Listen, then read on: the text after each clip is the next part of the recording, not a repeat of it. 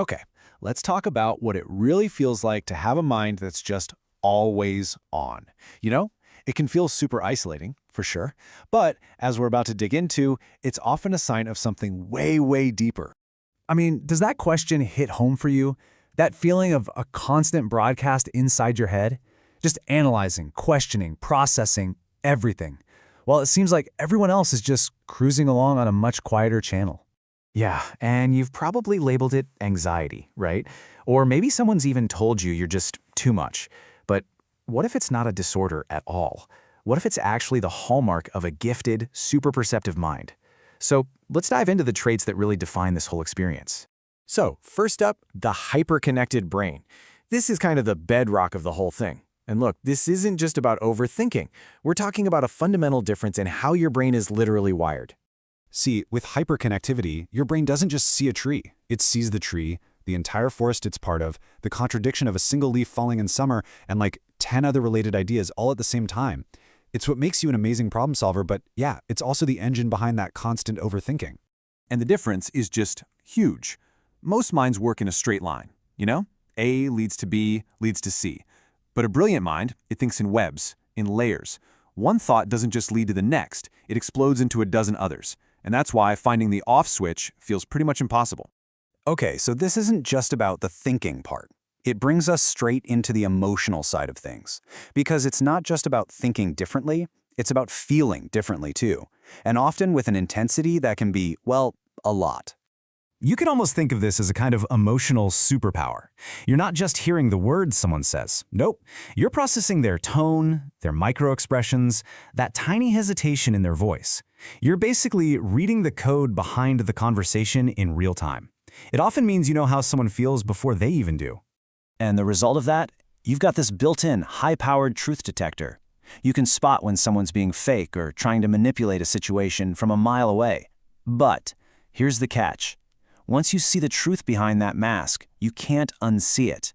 And that can make just hanging out with people feel really complicated and honestly pretty lonely sometimes.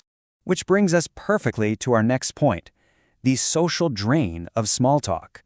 I mean, if you've ever left a party feeling more tired than if you'd run a marathon, this is probably why.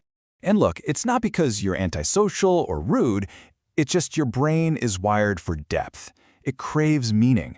So trying to engage in shallow chit-chat about the weather, it's not just boring, it's physically and mentally draining. It feels like a total waste of energy. So let's break down exactly why it's so exhausting. First, you're craving something real, something that goes beyond the surface. Second, all that small talk is eating up precious mental bandwidth that you'd rather be using for deep, interesting thoughts. It totally yanks you out of your natural flow. And at the end of the day, it just doesn't meet your standard for what a real, genuine connection should feel like. Now, this powerful analytical lens, it doesn't just point outward at the world. Oh no, it turns right back around and points inward. And that brings us to number 4, being your own worst critic, thanks to something called constant metacognition. So, what is metacognition? It's basically the ability to think about your own thinking. It's like having a little documentary filmmaker in your head, narrating and analyzing your life as it happens. You don't just live an experience, you're simultaneously watching yourself live it and critiquing the performance. And this is where the paradox comes in. On one hand, this trait makes you incredibly self-aware and wise beyond your years. It's why you learn from your mistakes so fast. But the flip side is that it makes you your own harshest critic. That constant analysis can be absolutely exhausting. Okay, but all this intensity comes with a serious upside, a legit superpower, actually. While most people might panic under pressure, you often find a strange sense of clarity right in the middle of the chaos. Yeah, it's pretty amazing. When a crisis hits, it's like a switch flips. Your emotions just step aside, and your super logical, observant brain takes the wheel. Now, to other people, you might look a little detached, maybe even cold, but what's really happening is your mind is just getting to work. And the process is almost automatic, right? First, you emotionally detach from the chaos. Then you observe everything logically, like you're watching a movie.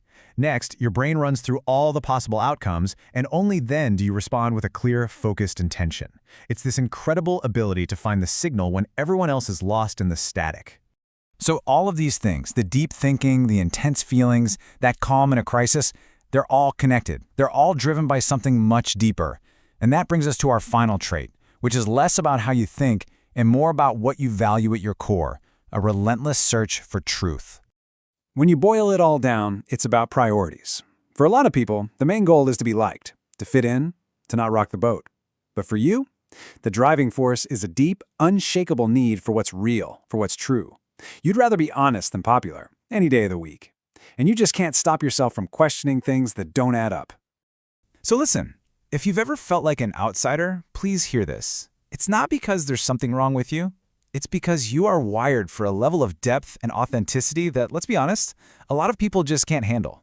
You're not antisocial. You're just profoundly allergic to fake.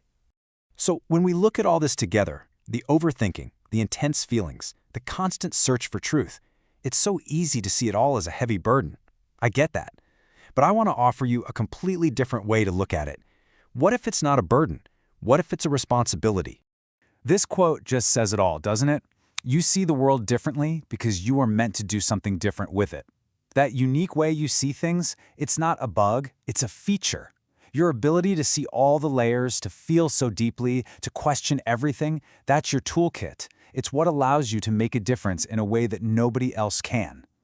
So, please, stop thinking your mind is too much. It's not. The real question has never been, how do I turn this thing off? The real question is, what amazing, incredible, world-changing thing are you going to do with it?